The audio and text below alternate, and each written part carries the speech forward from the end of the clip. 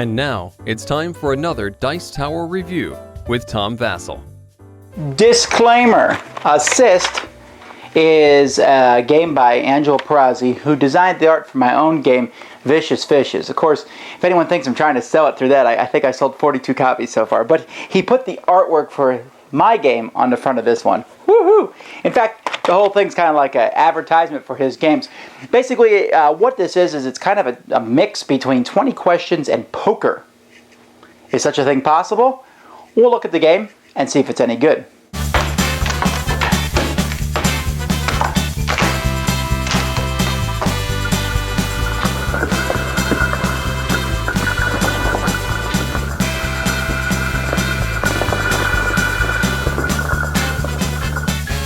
At the beginning of the game, everybody gets the same amount of these coins. Now, they're yellow, orange, red, and purple, but that does not matter. I suppose you can make them different denominations if you want. So, I get a certain amount, let's say 2, 4, 6, 8, 10. Sounds like a good number. The rules don't actually specify.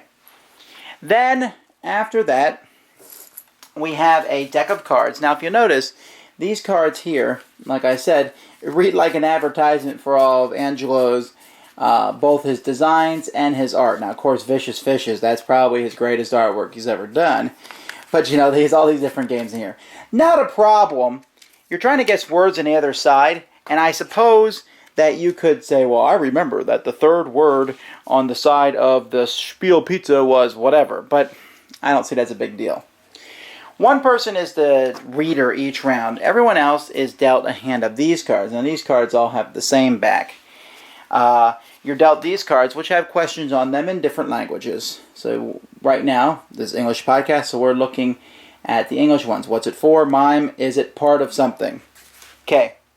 So they pick a word, and they say, it's the fourth word on this card here. Alright, fourth word on that card. So now, everyone throws a chip into the middle. All the players throw a chip onto that card who are guessing.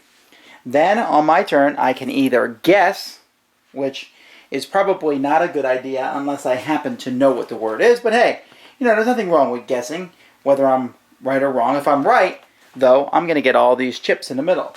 Add it to mine. Otherwise, I can simply ask one of these questions. Play a question card and say, is it part of something? And now the person who's in charge, who put the card out in the middle, has to give me a truthful answer to that. So it's sort of like 20 questions, and they would say, not really in the case of this. So then the next question will say, are we seeing it? Are we seeing it? That card says. Well, there you go. And we would say, no, we're not seeing it. The next person says, can you buy it? Not really. Well, I guess you could. Singular or plural. And as players go through, people guess. Now, whenever you think you know the answer, you can say, hey, before we guess this answer, so you normally can only answer on your turn, but you say, okay, look, I'm going to ante up 2 chips here, and I know the answer. Now, every other player can also throw chips in the middle if they want to match your amount. If they do so, and you're correct, you just got a lot of chips. All right? But if nobody else puts any chips in the middle, they don't want to give you chips, that's fine. Then you take all those chips, and you never have to tell anyone whether you got the answer right or wrong. You don't have to tell them if you knew it or not. So it could be a bluff. I could say, 3 chips. I know this answer. And everyone else is thinking, oh, really? I mean, does he really know the answer?